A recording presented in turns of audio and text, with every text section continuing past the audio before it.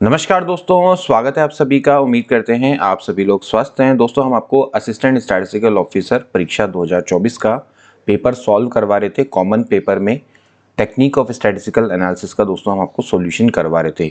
आधा पेपर हमने दोस्तों आपको सॉल्व करवा दिया था, आधा आज पूरा कंप्लीट करवाएंगे। तो चलिए आज की क्लास को शुरू करेंगे।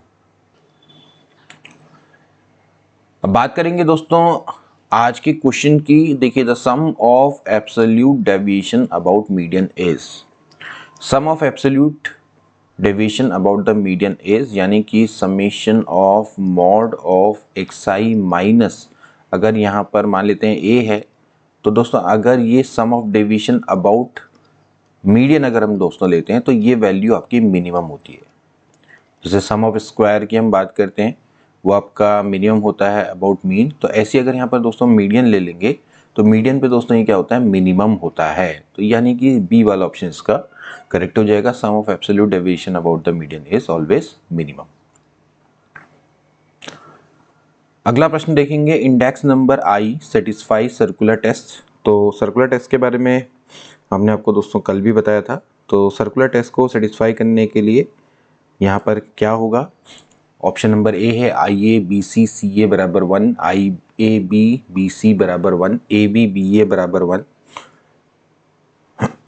तो इसका राइट ऑप्शन दोस्तों हो जाएगा 1 वाला, ए बी बी सी सी ए बराबर 1। ओके, तो कल भी दोस्तों आपको बताया था सर्कुलर टेस्ट पे आपके दो प्रश्न दोस्तों यहाँ पर आए हैं। तो आई ए बी बी सी सी ए, ठीक है। यहाँ पर आपका जो बेस है वो लगातार चेंज हो रहा है, साथ ही साथ करंट प्राइस भी चेंज हो रहा है। अब इसको इस तरह समझ सकते हैं, ये आपका बेस प्राइस है, ये आपका करंट प्राइस है ए बी, फिर उसके बाद आपने शिफ्ट कर दिया, जो बी है करंट को बेस बना दिया, फिर नेक्स्ट आप क्या कर दिया आपने करंट प्राइस पे शिफ्ट हो गए।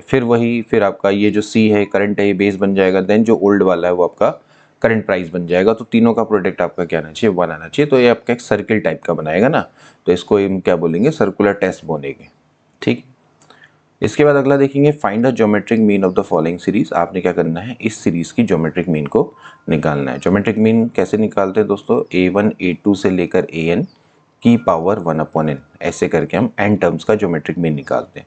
तो आपको क्या करना है दोस्तों, यहाँ पर आप इसको ऐसा लिख सकते हैं। देखिए, कुछ देर के लिए मैं इसको 3 की पावर 0 लिख सकता हूँ, 3 की पावर 1, 9 का मतलब 3 का स्क्वायर, 27 का मतलब 3 का क्यूब, एंड ये हो जाएगा 3 की पावर n।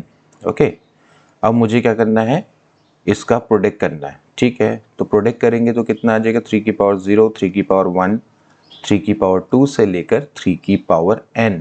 ठीक है, की पावर में हो जाएगा 1 में n+1। देखिए, ध्यान रखना है यहाँ पर आपके टोटल नंबर ऑफ टर्म्स कितने हैं। टोटल नंबर ऑफ टर्म यहाँ 0 से स्टार्ट हो रहे हैं और कहाँ तक जा रहे हैं, n तक जा रहे हैं, तो 1/n+1 आएगा। ठीक है, कई लोग यहाँ पर एक गलती करके आएंगे कि 1/n होगा, लेकिन 1/n नहीं होना चाहिए, क्योंकि आपकी जो टोटल नंबर ऑफ टर्म्स, देखिए यहाँ पर कितना आता है 1/n, यानी कि जितने टोटल नंबर ऑफ टर्म्स है तभी ज्योमेट्रिक मीन निकलता है। ठीक है ना, तो 1/n किया जाता है जितने नंबर ऑफ टर्म्स हो। यहाँ पर n+1 टर्म है, तो ये हो जाएगा 3 की पावर, ऐड हो जाएंगे 0+1 से लेके, यानी कि 1+2+3 से लेकर n तक ये ऐड हो जाएंगे, यहाँ पर हो जाएगा 1/n+1।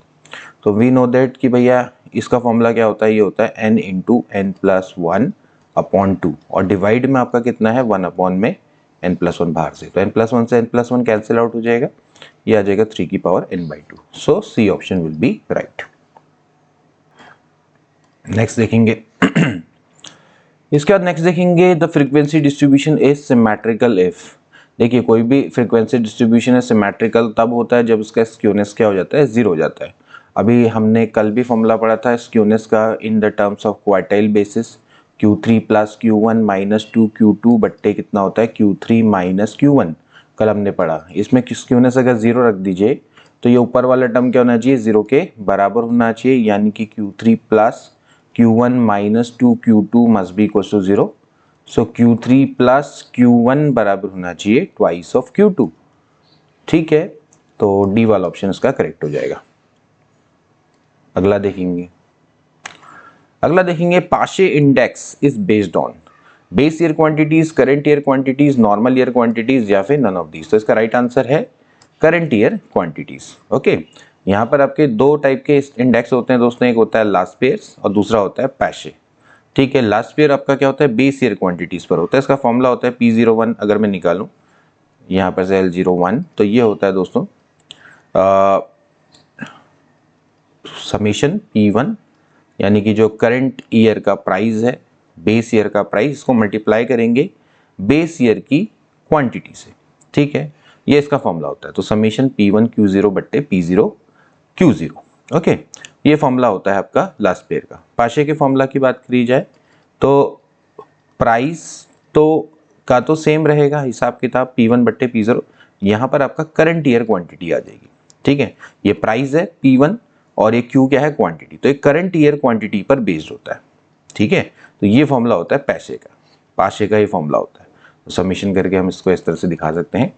तो ये आपके दो फॉर्मूलाज हैं जिनको आपने याद करके जाना था। तो पाशे आपका करंट ईयर क्वांटिटीज पर बेस्ड होता है, जबकि लास्ट पेयर आपका बेस ईयर क्वांटिटी पर बेस्ड होता है। तो बी वाला ऑप्शन इसका राइट हो जाएगा, P01 समीशन P1 Q1 बट्टे P0 Q1, ये इसका फॉर्मूला होता है, ठीक है। अगला देखेंगे what is the harmonic mean of 1/12 12th 18 and 36। तो हार्मोनिक मीन दोस्तों क्या होता है, हार्मोनिक मीन में बेसिकली हम क्या करते हैं, अर्थमेटिक मीन निकाल के उस पहले रेसिप्रोकल निकालेंगे, रेसिप्रोकल का फिर क्या कर देंगे, अर्थमेटिक मीन निकाल के उसका रेसिप्रोकल कर देंगे, ठीक है। तो आप इसको इस तरह समझ लीजिए, जैसे मान लेते हैं हमारे पास ऑब्जर्वेशन x1 x2 x3, इसका हार्मोनिक मीन निकालने के लिए पहले आपको क्या करना पड़ेगा, इनका रेसिप्रोकल करना पड़ेगा, एंड देन इसके बाद इसका अर्थमेटिक मीन निकाल के उसका भी रेसिप्रोकल करना पड़ेगा, ठीक है। तो इस तरह से हम इसको दिखाते हैं, फॉर्मूला ये होता है जनरली, ठीक। तो यहाँ से अगर आप निकालेंगे तो 3 अपॉन कितना हो जाएगा, 1/12 प्लस 1/18 प्लस 1/36, ओके। अब 36 तो इसका क्या है, एलसीएम है, तो 12 तियां 36, 18 दूनी 36, और यहाँ पर कितना आ जाएगा 1, 36 कहाँ चला जाएगा ऊपर, ठीक है। तो 3 इंटू 36 डिवाइड में यहाँ पर आ जाएगा 38 39, तो 3 कम 3 3 तियां 9, और तो ये आपका कुछ इस टाइप से बैठ रहा है, 36 ही है नहीं, 3 इंटू 36 3 तियां 9, यहाँ पर हमने गड़बड़ कर दी, 12 तियां 36 होता है ना, ये क्या कर दिया हमने, 12 तियां 36 होता है ना, ये क्या गड़बड़ कर दी भाई। यहाँ पर हो जाएगा 3 इंटू 36 बट्टे 3 2 5 6 6 तियां 18, तो 18 इसका राइट आंसर हो जाएगा, ठीक है। हमने यहाँ पर गड़बड़ कर दी ना, ये 12 तियां 36 से पता नहीं ऊपर 36 क्यों लिख दिया मैंने, ठीक। तो यहाँ पर से आपका राइट आंसर हो जाएगा 18 इज द राइट ऑप्शन, ठीक। तो ए वाला ऑप्शन करेक्ट, ठीक। फॉर्मूला क्या होता है, जनरल फॉर्मूला होता है, अगर बात की जाए if we have n observation, ठीक, तो हम इसको कैसे निकालते हैं, एन बट्टे समीशन 1/xi, ये फॉर्मूला होता है, ठीक है। अगर साथ ही फ्रीक्वेंसी भी दी हुई है तो क्या हो जाएगा, summation of fi divided by summation of fi बट्टे xi, ये फॉर्मूला होता है। या फिर इसकी जगह पे कैपिटल एन हो सकता है, बट्टे summation fi upon xi, this is the formula that we use to calculate harmonic mean. अगला देखेंगे, census report is use for the source of which data. जो सेंसस रिपोर्ट होती है वो किस डेटा का यूज करती है, तो रॉ डेटा है, ऑर्गेनाइज डेटा है, प्राइमरी डेटा है, या फिर सेकेंडरी डेटा है। तो census report is used as a source of which data, यानी कि किस डेटा को एज अ सोर्स यूज करती है, तो दोस्तों ये सेकेंडरी डेटा को यूज करती है, ठीक है ना। सेकेंडरी डेटा, जिसको आप सेकेंड हैंड डेटा भी दोस्तों बोल सकते हैं, जो सेकेंडरी डेटा होता है ये कलेक्ट किया जाता है सम बाय अदर्स, मतलब कि जो अदर के द्वारा दोस्तों कलेक्ट किया जाता है। जैसे प्राइमरी डेटा का मतलब ये है कि जो बेसिकली जो कलेक्ट कर रही है, ठीक।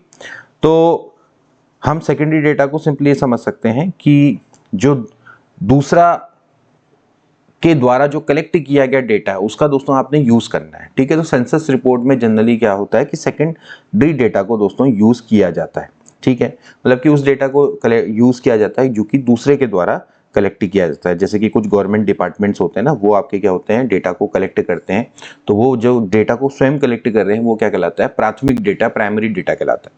और फिर देन उस डेटा का कोई और यूज कर रहा है तो उसको हम सेकेंडरी डेटा दोस्तों बोलते हैं, ठीक है। तो इस तरह से आप इसको समझ सकते हैं, ठीक। तो यहाँ पर आप इस तरह से समझ लीजिए सेकेंडरी डेटा है, ये सेकेंडरी डेटा का यूज करता है, यानी कि सेकेंडरी द्वितीयक आंकड़े इसको बोला जाता है। ठीक, अगला देखेंगे, which of the following is not true, which of the following is not true, ये दोस्तों कुछ डेफिनेशंस है। Figure would not lie but liars use figure to lie, figures cannot be manipulated in statistics, statistics does not study individual, using statistical data estimate for the future cannot be obtained। Okay, अब देखिए बिल्कुल सही है, पहला वाला बिल्कुल सही है, figures would not lie, figures शायद लाई नहीं करी, बट जो लायर्स है वो figure use figure to lie, वो फिगर का आंकड़ों का गलत तरीके से प्रयोग कर सकता है झूठ बोलने के लिए। तो this is correct definition. Figures can not be manipulated by the statistics, but it is wrong, क्योंकि जो फिगर होता है उसको आपका अगर ये बैड गलत हाथों में चले जाए तो इसको बिल्कुल अच्छी तरह से मैनिपुलेट किया जा सकता है। तो देखा जाए तो नॉट ट्रू के हिसाब से दोस्तों ये बी वाला ऑप्शन क्या हो जाएगा, करेक्ट हो जाएगा। ठीक है, statistics does not study individual, बिल्कुल ये दोस्तों इंडिविजुअल को स्टडी नहीं करती है, ये हमेशा ग्रुप की स्टडी करती है, क्योंकि जब भी आपके पास डेटा रहता है तो सिंगल नहीं रहता है। ठीक है, आप हमेशा ग्रुप की बात करते हैं। ठीक है, आपके पास बहुत सारी जैसे जैसे अगर आप एक क्लास की बात करेंगे तो उसमें क्लास में पढ़ने वाले स्टूडेंट्स की बात करेंगे। ठीक है, जिसमें 30 स्टूडेंट है तो उन्होंने कितने मार्क्स ऑब्टेन किए, एक कंपनी में काम करने वाले वर्कर की बात करेंगे, तो आप किसी पर्टिकुलर बंदे पे बात नहीं करते हैं, क्योंकि डेटा हमेशा सिंगल नहीं होता है। ठीक है, उसको डेटम बोलते हैं। तो डेटा का अर्थ क्या है कि यहाँ पर हमेशा क्या होगा, ये आपका इंडिविजुअल में नहीं रहेगा, ये आपका एक पॉपुलेशन टाइप की रहेगी। ठीक है, तो statistics does not study individual. इसके अलावा using statistical data estimate of the future can not be optimal, आप इसको ऑप्टेन नहीं कर सकते, दिस इज ऑल्सो करेक्ट। तो बी वाला ऑप्शन दोस्तों इसका राइट हो जाएगा। अगला देखेंगे, if two regression line y बराबर है 2x, 8x बराबर है y, then the correlation coefficient between x and y। अब देखिए यहाँ पर दो रिग्रेशन लाइन दे रखी है, अब आपको ये नहीं पता है कि y ऑन x कौन सी और x ऑन y कौन सी है, और इससे पहले आपको दिया हुआ था कि कौन सी y ऑन x और कौन सी x ऑन y है। तो आपने क्या करना है, इनके बीच का कोरिलेशन कोफिशिएंट को निकालना है। तो सबसे पहले अगर मैं y ऑन x इसको मानूं, देखिए जैसे मान लेते हैं इस लाइन को मैं y ऑन x मानूं, तो यहाँ से जो b y x आएगा वो कितना आएगा, 2 आएगा। ठीक है, और अगर मैं इसको x ऑन y मानूं तो यहाँ से x ये हो जाएगा 1/8y। तो इस तरह से आप देखेंगे तो b x ऑन y कितना आ जाएगा, ये हो जाएगा 1/8।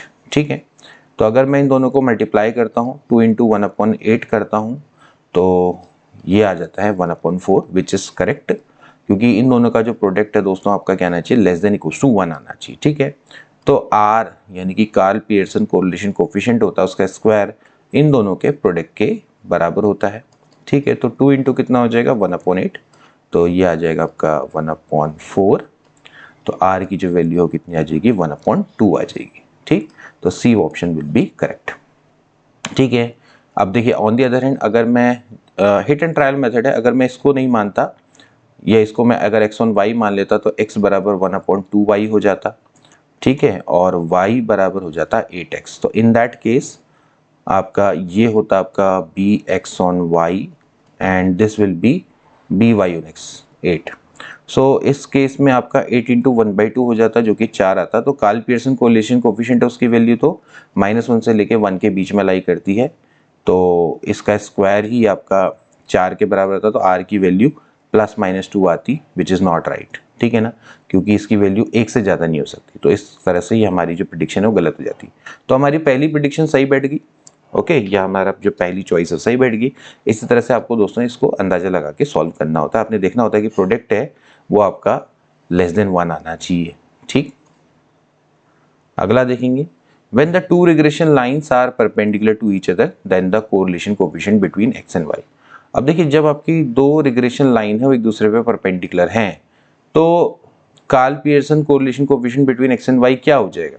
अब देखिए दोस्तों आप इसको ऐसे भी कर सकते हैं, फॉर्मूला मैंने आपको बताया था भाई, tan थीटा बराबर होता है r² - 1/r। ठीक है, सिग्मा x सिग्मा y बट्टे sigma x² plus sigma y²। ठीक, तो ये हमने फॉर्मूला बताया था। अब ये दो रिग्रेशन लाइन के बीच का एंगल का फॉर्मूला है।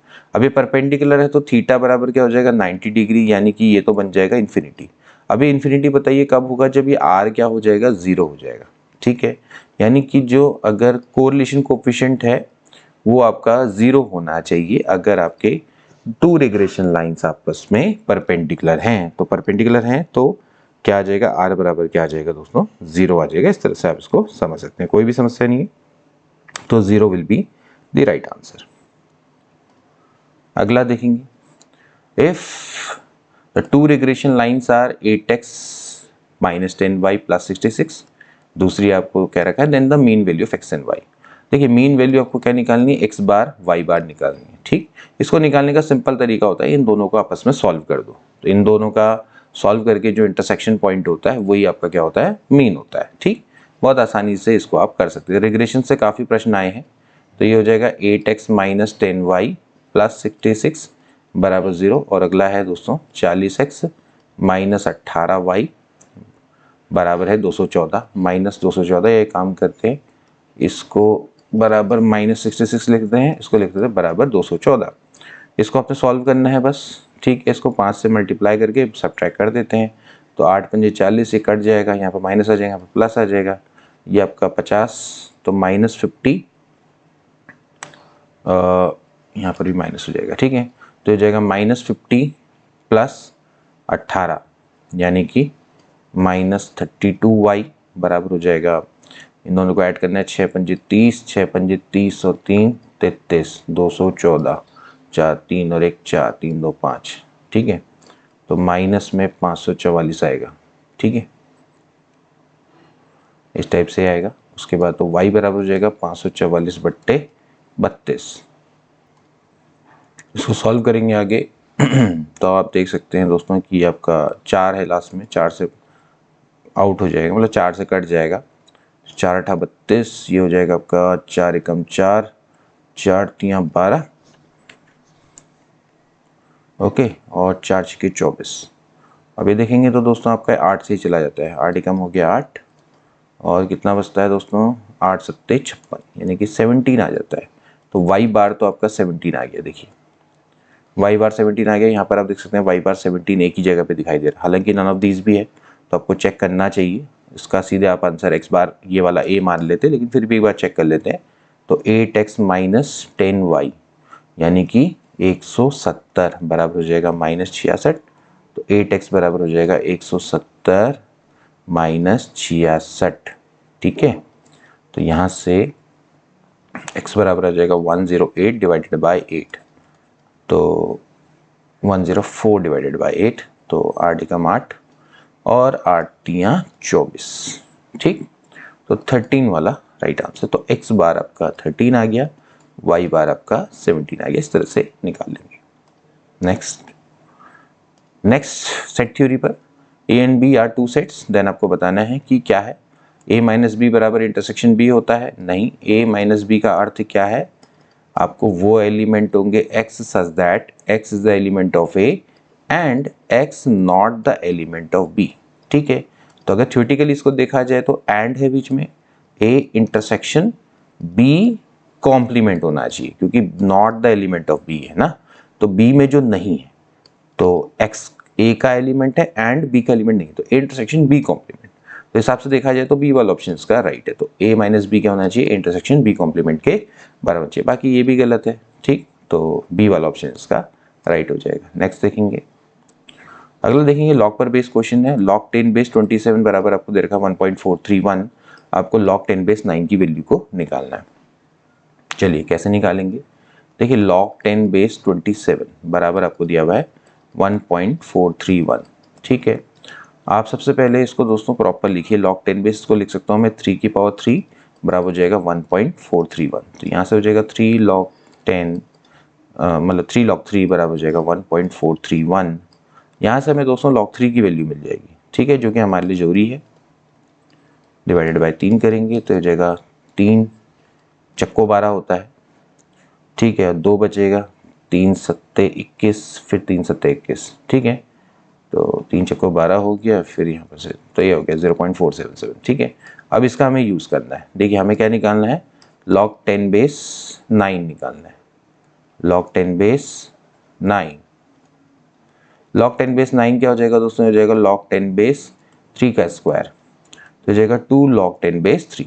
तो बेसिकली आपको क्या करना है, 2 इंटू लॉग 10 बेस 3, ये कितना है, ये आपको दिया हुआ है 0.477। ठीक है, तो 7 दूनी 14, 1 7 दूनी 14 और 1 15, 1 4 दूनी 8 और 1 9,